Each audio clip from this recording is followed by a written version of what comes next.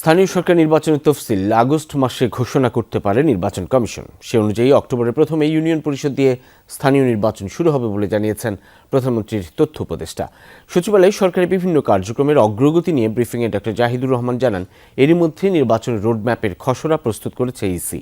তথ্য উপদেষ্টা জানান, 5 আগস্টের আগেই জুলাই জাদুঘর উদ্বোধন হবে। জুলাই নিয়ে কটূক্তি করা মর্মান্তিক, তবে এটি অপরাধ কিনা তা আলোচনার বিষয়।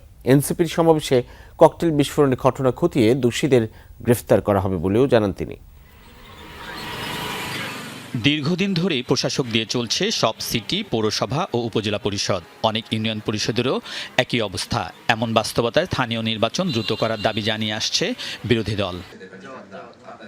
সরকারের কার্যক্রমের অগ্রগতি নিয়ে ব্রিফিংয়ে স্থানীয় নির্বাচন নিয়ে কথা বলেছেন প্রধানমন্ত্রীর তথ্য উপদেষ্টা।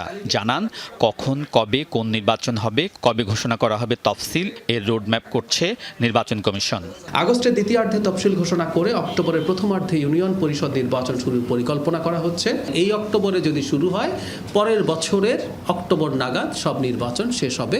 জুলাই গণ অভ্যুত্থান নিয়ে কটূক্তি প্রসঙ্গে তথ্য উপদেষ্টা বলেন, এটি অপ্রত্যাশিত, তবে ফৌজদারি অপরাধ কিনা এ নিয়ে আলোচনার প্রয়োজন রয়েছে।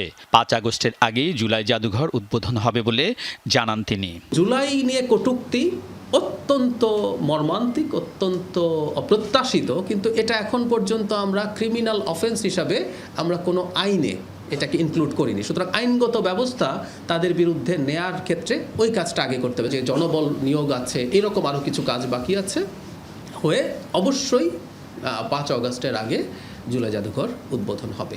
সাভারে এনসিপির সমাবেশে ককটেল বিস্ফোরণ প্রসঙ্গে জাহিদুর রহমান বলেন, এ বিষয়ে সরকারের অবস্থান কঠোর। ঘটনার পর সরকারের ভূমিকা নিয়ে নাহিদ ইসলামের বক্তব্য রাজনৈতিক। একটা রাজনৈতিক দলের প্রধানের মুখ থেকে, যিনি অত্যন্ত গুরুত্বপূর্ণ ভূমিকা পালন করেছেন আমাদের গণ অভ্যুত্থানে, আরেকটু দায়িত্বশীল মন্তব্য। সরকার অবশ্যই অ্যারেস্ট করার জন্য সর্বোচ্চ চেষ্টা করছে এবং দ্রুতই আমরা আশা করি করবে। কার্যক্রম নিষিদ্ধ আওয়ামী লীগের কর্মসূচি ঘিরে তুরাগ নদে পাওয়া মরদেহ নিয়েও কথা বলেন উপদেষ্টা। দলটির নতুন করে সংগঠিত হওয়ার নৈতিক শক্তি নেই বলে জানান ডাক্তার জাহেদুর। ওখানে কিছু মৃত্যু হয়েছে, খুবই আনএক্সপেক্টেড। আমরা প্রায় বলি যেটা হতে পারে না, এটা হওয়া উচিত না। আলমগীর স্বপন, যমুনা নিউজ, ঢাকা।